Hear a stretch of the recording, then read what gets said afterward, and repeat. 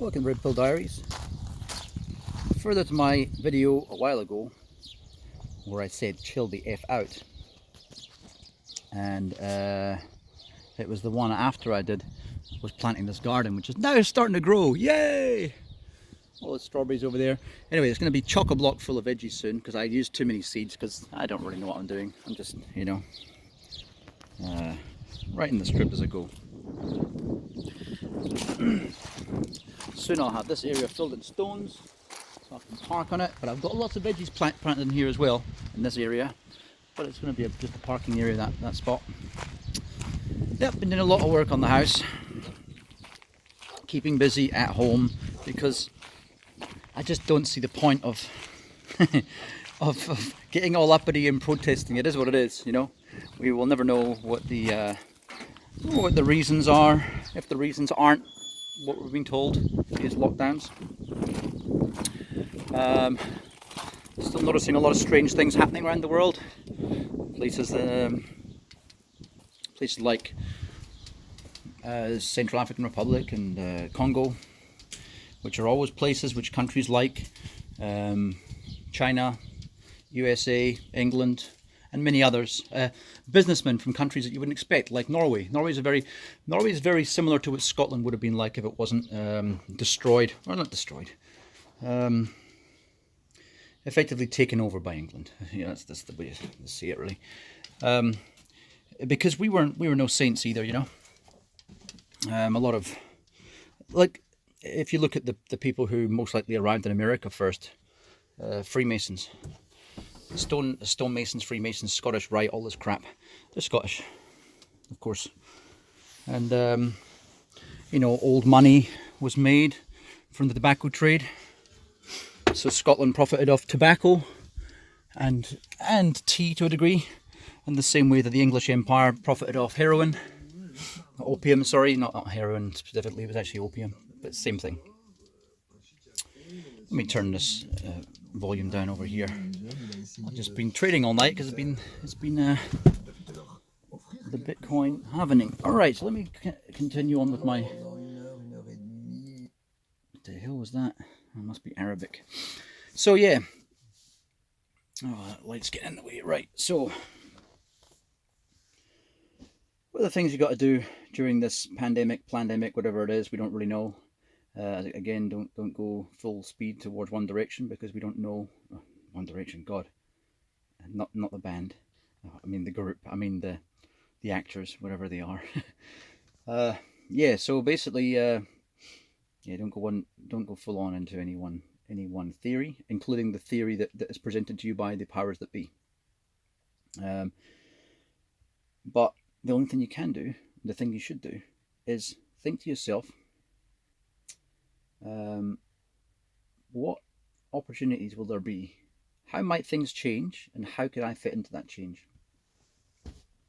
Because whatever's happening, you don't have any way of getting around it. Take the way that countries are dealing with this, for example, like the fact that some countries have got a much higher rate of infection. We don't know the reasons for that. It could be counting differently, it could be different genetics, it could be all sorts of things. But it seems, for the most part, that there must be something. So I don't buy that whole argument that the virus doesn't exist, or that, put it this way, it might just be some kind of bacteria that then gives an output that makes it look like a virus. We don't know. There's so many things we don't know. And if you're in the medical profession, you also don't know, right? So I'm kind of tired of having arguments with people who are doctors. Because there's just so many specialist doctors who don't agree with them. It's just the same as in society, people who are not medical professionals disagree also. So one thing I think is that we're pissing in the wind. I think Sweden had the right idea because we don't live in a fascist globalist world. And that is the only way you could get every country to lock down at the same time and eradicate the disease without using a vaccine, if vaccines existed, which they probably don't. But I don't know. They could do. And again, the people who argue with me about this, they don't know. They're not molecular biologists. They don't take every vaccine and say, right, Craig, this one's going to you. I'm just going to check it first. I know how you are with these sort of things, not trusting the system. I'm not anti-vaxxer. I'm just saying I'm an anti-systemer, right? I'm a localist. Since I'm a molecular biologist, I'm gonna check out this vaccine before I give it to you. Then I can say, I am a doctor, but hey, at least I checked this one myself, rather than just saying I'm a doctor. It's like me saying I'm a computer expert. I know exactly what they're going to be doing with quantum computers, what the agenda is. I don't. I don't know. So same thing, just as arrogant. But what you can do, all you're in control of is your life. And fortune favors the bold as much as it favors those who embrace change. So if you're looking, what you got to do is think, how might the world change, and how could my ideas fit into this change? Lots of businesses are having to start recrafting their their core focus, their business strategies, their delivery mechanisms, all sorts of stuff, right? And it should be no different for you in your life. So I'm gonna say, I'm gonna say, look forward to increased automation, but also what you should also look forward to is more, I believe anyway, more power to small businesses. Now, that seems like something that's not going to be possible given the fact that government will not help small business like they'll help massive corporations. Because there's always, what we have is the, sorry, I smoked some cigarettes yesterday. I don't smoke every day or every week even. What was I saying again? So we can't even tell if governments are doing things on purpose. I don't think they are. I don't think this is to serve the elite. These whole lockdowns. What I believe is that they never turn down an opportunity to help the elite. So the Cantillon effect is where you give money to one group first before a second group, so that group can take advantage of the lack of money supply in the economy and buy things at bargain cheap prices. And once they've bought them all up, the prices come up again. Then you give money to the second group. Even if you give them the same amount of money, they effectively have 1/10 or 1/100th of spending power. It's called the Cantillon effect. This is what's been utilized again and again and again every single time we have economic crisis. But not just that, also in day-to-day markets, downturns, things like that, because the big money always gets money first. Big money always gets credit rating first. I seen a thing this morning, for example, when it talks, I'm just talking about credit ratings here. They're talking about how they have to lock down Lebanon. And they said, oh, the government here is very poor, it owes millions of dollars to the people. Well, the questions that people are not asking is, who do we owe the money to? And how did they create the money? Where did that money come from? Now, I know that there's a big, long, if you ask any economist, they explain a big, long life cycle. But that life cycle, all it is moving chess pieces around and basically smoke and mirrors. When it really comes down to it, it is out of thin air, exactly as I said when I was around about 12 years old in high school, right? When the whole class laughed at me and the teacher said, it's not quite that, it's not quite that easy, Craig. And then the whole class went, ha ha ha ha, oh, Craig's an idiot. No, he's not an idiot. He knew more than his teacher back when he was a kid. Oh, damn, I'm being the third person guy. Okay, never do that. Note to self. But I just reckon what they're doing is they're helping the usual suspects. Governments are actors, most likely. But still, I don't know for sure. But most likely they're actors. They've got a layer of government above them, which is effectively just ruling elite. And that ruling elite might just tell us well what to do. It might all be churned out in a supercomputer for all we know. We got to remember how far ahead the real powers that be are compared to us. Damn, we're doing a big mug of tea. 1 second. Yeah, they're way ahead of us. So,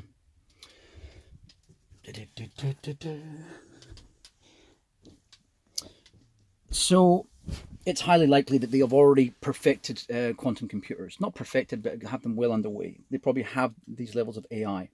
We already know, for example, that China, and this is what America's worried about, is perfecting AI to a level that they really believe that China is a threat, because the threat isn't nuclear bombs. The threat is disabling people's nuclear bombs would be one idea, if nuclear bombs exist, which they probably don't. Now this is one where people say, "Oh, Craig, you're getting a bit paranoid there." Look, we look after. I can't say that. Fuck it, damn it. Okay, I know that nuclear power exists, right? I can't I can't tell you exactly why, but, because it's information I can't really give out. But I know that nuclear power exists. It's not the whole argument about nuclear weapons not existing is a totally different. It's not related to nuclear weapons, right? It's not saying that the atom wasn't split, Ernest Rutherford didn't exist, blah blah blah, or didn't come up with this discovery, or Heisenberg. What it's saying is that the weaponization of nuclear of the nuclear fission did not occur, and that's highly likely as well. It could well be that we had dirty bombs, because it could well be these are massive fire bombs. Look at the size of Big Boy and all these other nuclear bombs. They're massive. Now we already know you have depleted uranium rounds, so you could still spread a radiation field far and wide using a massive firebomb, and it still is going to create a mushroom cloud because of the way convection works, right? So that's the idea. Now the reason is the first time I ever heard about nuclear weapons not being real. Sorry to sidetrack this topic here.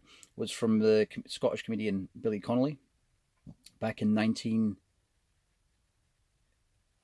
think it was around about 1986. He had a show, a stand-up show called The Big Yin.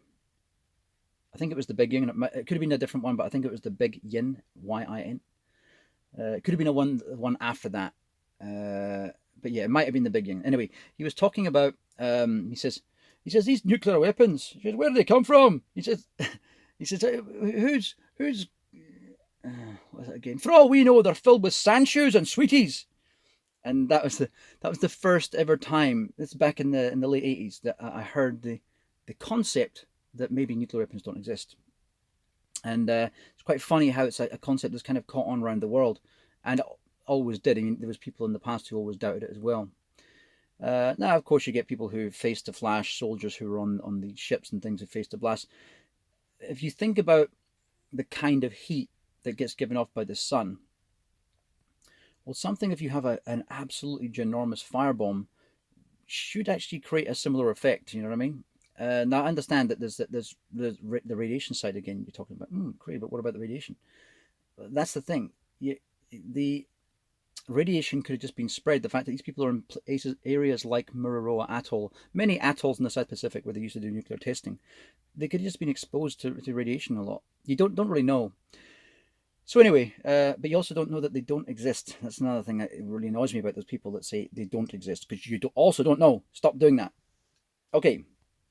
So what I think is continually happening is we are heading towards neo-feudalism, which is effectively like the feudal times that we had in the old ages, where if you imagine the intersection of the full ownership of capital, or let's say 99% ownership of capital, by 0.0001%, like literally a handful of maybe something like 1 million people, somewhere between 1 million and 10 million people who are the ultimate elite of the world.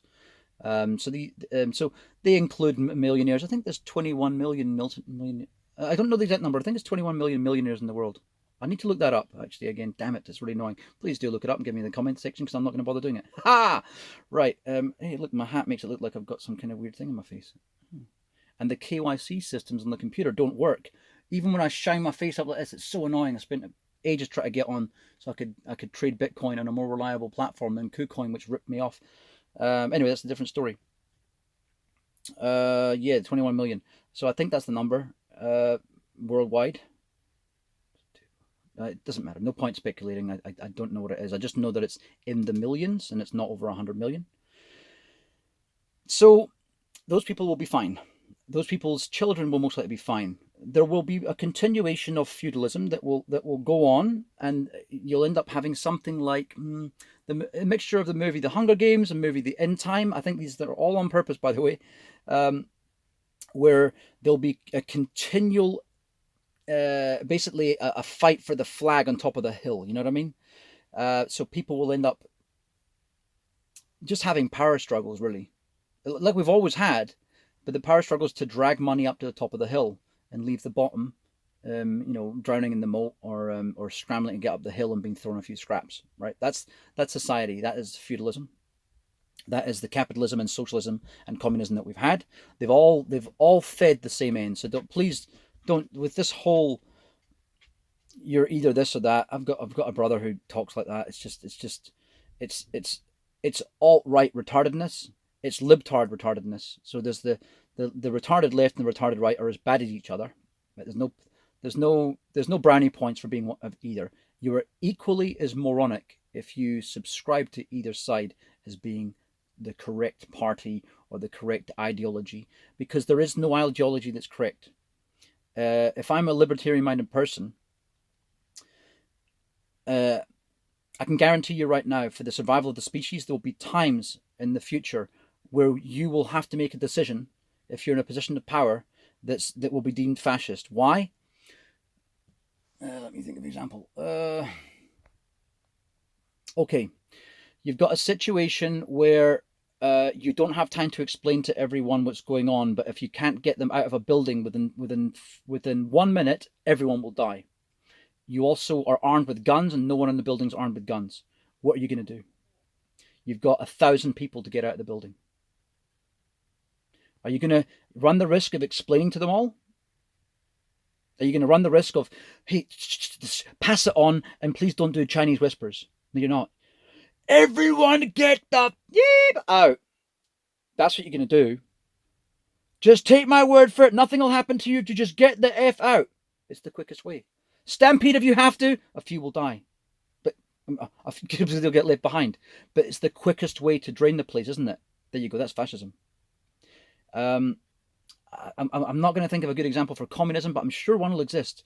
At some stage in the future, there will be a scenario, not a lifetime, not a not a regime based upon, just a scenario which requires a communist answer, and there'll be a scenario that requires a capitalist answer and a localist answer, and that is why fluid politics, which is panarchy, to me, is the only way of the future, coupled with localism, where you have power over your local area.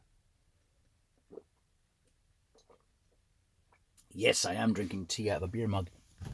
That's because I've got these really strong tea bags that my friend put me onto in England called Yorkshire tea. They're really good. So, yeah. Let me think. Where was I again? Nuclear weapons, bombs, blah, blah, blah. What you need to do to look out for. That's right. You have to find the gaps. So what? Even though they're going to be feeding the large corporations, you can't do anything about that. They're giving you helicopter money in most countries to make you shut up about the Cantillon effect helicopter money that's been given to the corporations. No matter what protesting you do, you can't change that. You know why? Because the corporations own the government. So the governments will give their lives before they will give away the people that own them. Okay? They'll give away your lives first, though. So don't forget that. Your life is the first one to be expended in the scenario. It's just actually putting me off. In the scenario that there's an uprising, let's say a global uprising against all the banker occupation and the governments that work for them, right? And that's what you would see. So I believe, given the fact that most of mankind don't deserve you to be a martyr for them, they really don't. I mean, you're talking. I would say a good 90% of people in this world are incapable of waking up. I'm going to be fair. I'll say 60%, but I think it's closer to. I think it's much higher than that. And that means no matter what they see, even when faced with a video or a real live situation where they can see someone through a one-way glass lying about them, it's the president of your country, whatever it might be, they will still run from it, because some people are so frightened of reality, right? So that's the truth, and that's the reason why there's no point putting yourself out there and going to jail, fighting against the system. If you're unless you're right at the bottom scraping the barrel and you've got no choice, fair enough. But that's where you've either put yourself or luck has put you, right? Again, you could say, well, I'm going to fight for those little men who didn't get the chance to go. No, fuck that. I've been fighting for people all my life. I'm not going to do it anymore. Although this is kind of doing that. You know, this is my non-violent way to wake people up who want to be woken up. And of course, it's not just that. It's also it's a way for me to get feedback and opinions from other people. There's a few things. There's a few reasons for this. One is if I get enough recognition online, it will stop me being a target of the government or the corporations. Right. That's one thing that would be good. A safety blanket of like you were able to do against the mafia years ago or against the government in the last few hundred years. Just get enough notoriety and mention things enough times that might happen to you. Because I'll tell you what, one thing's right now, and I'll put this on video. I will never commit suicide for the reason I understand what suicide is about. No matter how shit life is, and believe me, my life has been shit sometimes when I was younger, right? And I was at very low points in my life and had lots of despair, and it felt like I could never get a break, and everything was just shit. I can't ever catch a break, and you just think, fuck, what's the fucking point, you know? So, but through all that, I still realize that whether you live or die, even if you believe that you might reincarnate, you might not, right? This might just be it. The fact of us thinking, yeah, but we're so special, that might be just your ego or the human ego and the greater ego, the macro ego of humanity talking, where we really believe we're more special than we are. Because for all we know, real special is something that has a 400 IQ and an EQ that's off the charts, and then there's other different quotients that we don't even know about because our whole, as my friend Dean and I were talking about the other day, our whole measurement of intelligence we know is off, right? And there's probably other levels of intelligence we have yet to categorize. So yeah, my point being, hey wee man, my point being, oh damn it, that's the thing about doing, okay, I've said to my friend, let me get this one across, I've said to my friend I want to do live streams with him on this channel, because we bounce off each other pretty well. We don't really interrupt that badly. We let each other talk. We do talk a lot. We do both talk fast, but it might be the best idea. And also, the reason for live streams is so that that's right. So we get the feedback from other people. Because this is the thing. We might have ideas, and I know that no one knows everything. And no matter how red pilled you ever become, like when I'm 90 years old, I will still not know 0.0001% of all the knowledge there is and was in this world or universe, right? So I mean, being truly red pill woke would be to know everything. No one's ever going to get there, right? No one's ever. I mean, Stephen Fry doesn't even come close, right? So with that, again, it's like I spoke about a few videos ago. The one where I was roller brushing the floor in the house there, is that you're relying on a hive mind to solve problems. Now, by the way, this is a concept I wanted to speak about when it comes to what the governments might be up to. You've always got to look at nefarious side of things, and also the acts which are not for our good or for evil, and also what if they're actually for our own good? What if it's for the good of humanity, and they just happen to have a lot of paedophiles who get attracted to it, who defame the rest of them? You know, maybe that's what it is about. It's not all the government's fault. It just attracts a horrible type of person. So on that note, if you think about why computer systems, AI, all that sort of stuff, the Chinese government, for example, is sucking in all this information. Well, it could be the elite want to wipe us out, and the reason why they wanted to expand the population from about 1.5 billion up to 8 billion in the space of 100 years, or 1.75 billion to 8 billion, is because they wanted to extract as much wealth as possible, not care about the environment, not care about how many people get hurt. It was really about getting the money out the hands of the 1.7 billion people into the hands of the 5 million or so. Yeah, 50 million or less than 50 million people. Right? Because those are the people that are going to remain at the end of it, right? The ones, the enlightened ones, the ones who are the privileged ones who are lucky enough to be born from the correct vagina, okay? So that could be the case, but it could also be that they know that to evolve mankind further, you need to have a collective brain. And a collective brain is effectively lots of brains thinking by themselves, but being networked by things like Facebook and Twitter, right? So effectively, what you end up getting with this data collection that goes on, because we already know they're spying on us all, but they're not using all information. But we know that since the Echelon project in the 60s or 70s, where the now Five Eyes countries and a few others banded together to basically suck in all fax transmissions and telephone transmissions, and you can bet by default that would have been extended to data transmissions later on. We already know how the NSA and Mossad and other GCSB and others work, right? And KGB, what's it called? Not KGB anymore, is it? It's called the FSB, something like that.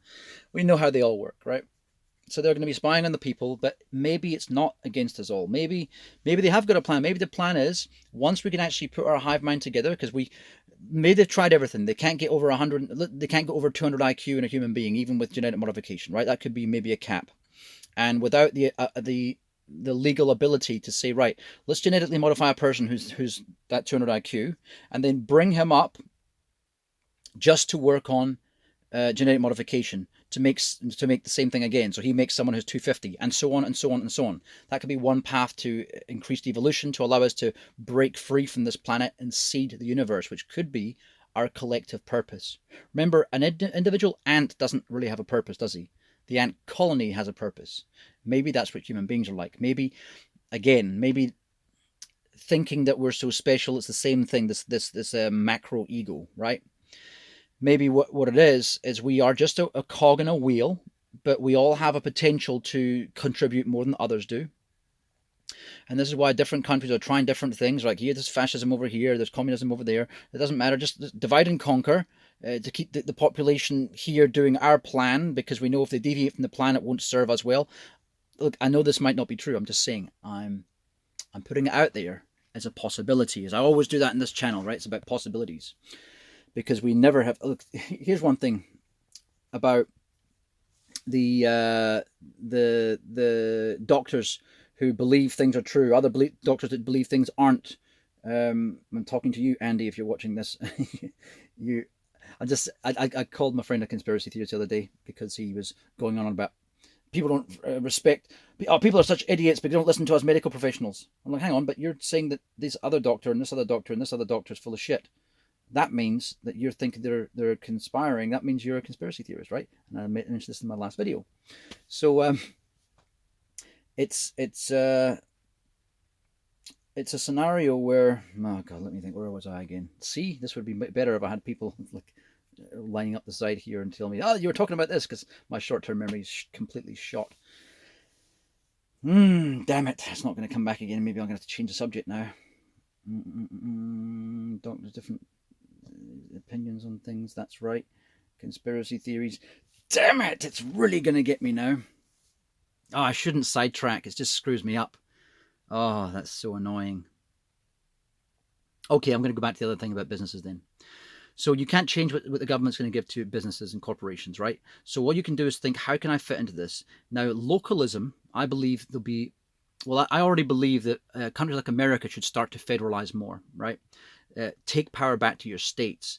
Countries like Scotland, England, they should take power back to the Surrey government, the Surrey local government, the Wandsworth council, you know what I mean? Take it back to the local area. Central governments should be doing very, very little. Protecting your borders. That's the only thing. And even then, if the world wasn't run like shit, because I've mentioned in multiple other videos about how passports only existed for 150 years and borders for only about 100 years. So you could go wherever you wanted about 100 years ago. So when I say borders, I'm talking about the complete border system of the world. Like you can't go into Thailand, wherever it is. Like so even when passports were first created, many countries still didn't have borders. So it was only some countries that enforced borders, you see. Ellis Island was one of the kind of places that kind of brought this about, the immigration to America. So, yeah, maybe it's morning mind. I don't know what the hell's going on here. Yeah, see how you fit in, see how you can fit in, see how your community can fit in. So, for example, I'm just going to give you one example of a business, right? I'm thinking right here, and you can always steal my business ideas. I don't really care, if you live in the same area. I just see it as competition, right? I'm a kind of anarcho-capitalist in some ways, So libertarian, anarcho-capitalist, panarchist, and a little bit of everything. A little bit of a localist. I'm definitely not these. I'm a little bit of everything because that's healthy. It's unhealthy to be one thing or the other. Left or right wing, that means I'm a left wing aeroplane. Yeah. You know what I mean? Everything with one wing is going to be in balance, okay? So my business I want to come up with is just importing motorbikes and Corvettes. I love Corvettes. It's my favorite car. I've had a couple of them, and they're just awesome. And I don't know. I think you just get a lot of bang for your buck, and they sound cool, and I'm hoping that the next one that comes out, the C9, will be, or they'll skip 9 like iPhone did and call it the C10. But I hope it'll be electric, because if it's not, I would move on to a Tesla. And this is my plans soon. But for the moment, I'm just gonna carry on with my Skoda. Skoda power, Skoda power. Oh no. All right. Yeah, no, it serves me right now because I'm doing building work and stuff, so it's a pretty good workhorse. And it took me to the UK and back. So I'm going to be importing Honda Valkyries. I like them, 6-cylinder flat engine, kind of like a boxer engine of a Porsche. They're a 6-cylinder, or a Subaru 4-cylinder. Actually, an old SVX Subaru had 6 cylinders, so there you go, kind of like that. 1500cc. So it's like the engine of a Goldwing, but it's a more naked bike, more like a Harley. I like Harleys, but they're just unreliable. I broke down so many times in America. I met a lot of people. Me and missus at the time. It was so funny. We did actually meet amazing people. I met a guy with his own hangar and everything. This Hispanic dude, and he was an old Air Force mechanic, air aviation mechanic. Sorry, for the jet airplanes, the F-16s, I think. So yeah, he was onto it, dude. So I met a Hungarian guy who owned like 27 trucks, and he fixed all the LED. The LEDs all went out in the back. Anyway, it's crazy. But yeah, so Valkyrie. I'm going to stick to Hondas and the one BMW, the GS 1200 GS, R1200 GS. So basically, what I want to do is I want to take tours around Slovenia. So I'll be hiring people locally. You see, giving local business. I know that the government here doesn't like things being used for non-farming purposes in this area. It's a very good strategy. People complain about it in Slovenia, but I understand why they do it. Slobodan Milosevic never put up a fight when this country asked for its independence, because not many Serbians lived here anyway. There's only some less than 5% Serbians. I think the same in Croatians. So he thought, as much as he liked to bring everyone together, so did Tito, to bring everyone together into united Yugoslavia. And everyone did. Actually, most people liked Tito over here, and contrary to what American and English propaganda will tell you. Right? We see this all the time. They paint a very different picture of history than what actually happened and the people in the country say. So anyway, and here's the other thing about Kosovo getting its independence by English pushing it through, yet the same arguments can't be used to push their independence for Scotland, which actually was and always meant to be. It was never meant to change from being a country. But let's not get into that argument. So I want to start this company, just bringing in motorbikes, and so basically one Corvette, possibly. I'll see how the Corvettes go. It might be difficult to get them on the road. And then motorbikes on the outside, and maybe put a level on it if I can fit and one other level of the you know how you can split levels, you can add these little platforms inside containers. So bring over the CB 1000 RS. It's an 80s bike, basically. It's a naked 80s bike, but it's with a straight 4. It's a cool bike, but it's a newer, cool, kind of updated version that's cool. So basically, you have different bikes for road touring and on off-road touring. And if a woman wants to go with her husband, she can go maybe on this. She might not be able to handle a GS, but she doesn't want to go in the back of his bike. So maybe I might have a Transalp and a Africa Twin, or just Africa Twin. I don't know. It depends. Well, I'll just see how it goes. But these are the bikes I'm planning to import. America's still the cheapest place, although second-hand Corvettes, the C7 and possibly C8 later on, are just as cheap, or almost as cheap to get in the UK. The reason being is, if I went to the UK, I'd be looking for those that are left-hand drive, because they're not desirable in the UK. So they are desirable for me because I live in Europe, right? So these are the plans I have to go back to America. So maybe have, I don't know, maybe one of my friends in America can do this with me, so I won't have to keep on flying over there. I'll get someone hunting for cars. So let me know if any of my friends over there are watching this channel. Although I haven't really got this, I need to start advertising this, don't I, to people who I know. This is just fresh channel. It's probably going to be for posterity. I don't know, whatever. Right. So yeah, that's my idea. Just one of my many ideas. Another one I had was for fish farming, stuff like that. Vertical farms also. Hydroponic, not hydroponic. What's it called again? Aquaponic farms. So my friend Neil, hey Neil, if you're watching this, he is in the South Island of New Zealand, also a Scotsman as well. He's the one who told me what to use my land in New Zealand, but then he started doing some other really cool stuff down in the Nelson National Parks area. It looks like a beautiful spot. But yeah, like, you know, he does this thing where you use the magnetron gun inside the microwave oven, and you basically put a solution on the timber, and you kind of burn these wicked veiny effects through. It looks really, really cool, and you fill it with resin and stuff, and it looks really awesome.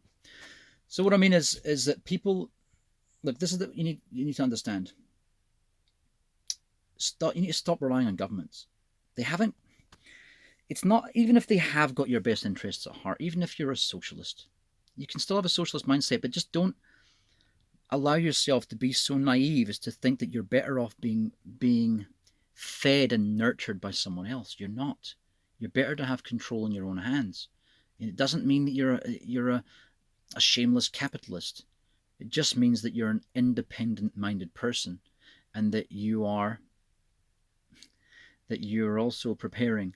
I had I put up a thing about preppers, and a friend of mine, the same guy, said about prepping was selfish. It's funny because when you prep, all you're doing is saying, right, my neighbor decides they want to set aside money to go on a skiing holiday. Is that prepping? Because you're thinking ahead. I mean, you're not going to get to the end of your 6 months of saving just before your holiday and say, you know what, I want to give this to the needy. You're still going to go on your holiday, and they still do. This is called champagne socialism. You know what I mean? So, because basically telling me off for growing food or buying gold or buying Bitcoin or look, in America, I had a lot of guns and I had a lot of ammo, right? And I'm getting given shit from some of my friends in New Zealand and my friends in England, including one guy, another Andy, who's in the military. I don't know if you watch this, Andy, but who's ex-military. He's lived in New Zealand as well, actually. Good guy. But yeah, I mean, that's the thing. We don't have to agree on everything. That's the thing that really bugs me about the extreme libtards and extreme rightards, is that, you know, which some people might term, I don't know if alt-rights are really rightards all the time. Some of them are quite woken up. But the mindless right, the mindless Trump-tard, for example, not the Trump supporter who says, you know what, as much as this Trump derangement syndrome, people are talking of how much I should be scared and how bad he is, I can't see the effects of the bad things that the neoliberals are saying he's doing, because I can't see it either, right? I can't see him being any worse than Obama. So all I'm saying is, those two-sided people, they're the ones that are the worst at being intolerant. They're intolerant of any other mind frame. Now I've got friends who are libertarian and all sorts of manner of things, or what I would regard as libtarded. You know, I can't change them. They are what they are. I will debate them. I'm not going to tell them they're wrong. I'm not going to do what my dad says that I do, and that is I don't accept. What is it? Don't accept being told. Funny, because my other friend Matt said it. So, you know, there's no smoke without fire, I do say myself. And that's two people now. One of my close friends, Matthew. Yeah, said that, not Matt Red, if you're watching this, different other Matt, other English Matt. So apparently what I do is, I don't accept when someone has a different opinion than me, and that's complete bullshit, right? I do accept it, just rationalize yourself. What drives me insane, and it's a psychologist might actually tell you this about me if they study me. I don't want to say, oh, me. I'm just saying, I'm explaining myself, right? I'm rationalizing myself. So a psychological thing that my type would do, if you typecast me in psychology, would be that you don't like to be ignored. I know no one likes to be ignored. Well, that's not true either. I don't mind actually being a wallflower. I don't mind being in the background. What annoys me is people who have no attention span. What annoys me is hypocrisy. If I sit there listening to you for 5 minutes, and when it comes my turn to talk, you're otherwise. What's that? Yeah. No, I'm listening. I'm listening. What? So what do you think? Yeah, yeah. What do you think? Yeah. Oh, sorry, mate. You're gonna piss me off now, right? Because because to me, you're giving my life no value. That's another thing, right? It might sound selfish, but I don't want people in my life who don't bring any value. If you are not an asset, or at least a neutral person who's likable having around, a bit of a pain in the arse sometimes, but overall he's break even, he's all right. I can tolerate you, but I cannot tolerate a liability. And a liability is someone who is basically a talking mouthpiece, especially when there's. Here's the thing you'll find: if someone doesn't listen well, they usually don't have that much good things to say, because if you always don't listen, you're never going to be someone who absorbs information. I do have a brother like this. I'm not going to mention which one it is, but he has strongly formed opinions. Actually, you could actually say two of my brothers like this, strongly formed opinions. But once he's decided what he wants to, I don't want to hear your side of the story. I don't want to hear your opinion. I don't want to hear that you're. Oh, okay. So you've just taken one aspect, and now you're happy to form your own opinion. You're effectively self-censoring. Or if you're not, self-censoring is when you purposely block the information, or you're willfully ignorant, or what you are is just so wrapped up and self-absorbed that you don't even hear someone else talking. That's the other possibility. But what it leads to is someone who doesn't have wisdom, right? Because wisdom is by scientific, you're weighing things up. I don't want to go down this rabbit hole too much. It's a topic that could be explained pretty well. I think I've gone through too many things that drag me sideways, and I'm not keeping a good form in this video, and it has gone on for 42 minutes. 42, the answer for everything, including my age. I'm going to leave it at that and get off. I have more topics to speak about, and I'd go on for a few hours. I'm not going to do that. I don't want to get into these videos where it goes over an hour or even much over 40 minutes. But I am wanting to get into live streaming with Dean Jessup. And he's a good friend of mine, or one of my best friends from New Zealand. And we talk about, I don't know, we have a good role in conversation. Another young guy from New Zealand, actually, Ricky, who would also be good to have as a guest on the channel.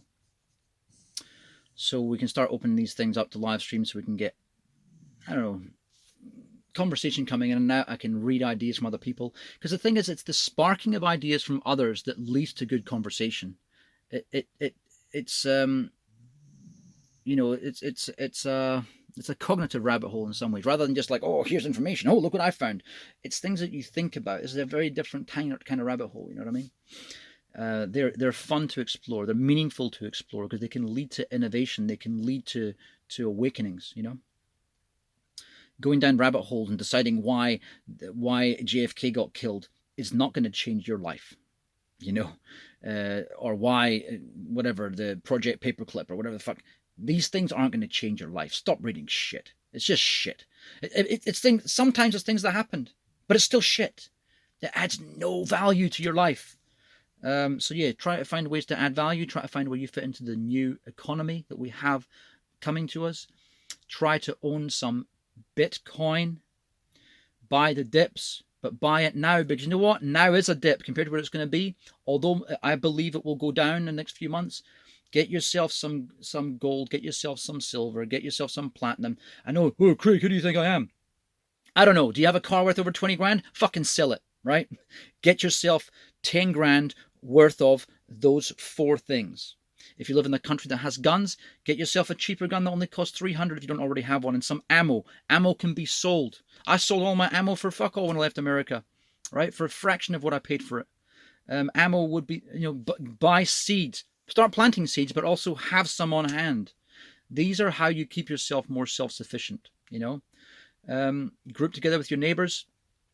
Try to get out of cities. I've said this many times. All right, I'm going to leave it at that.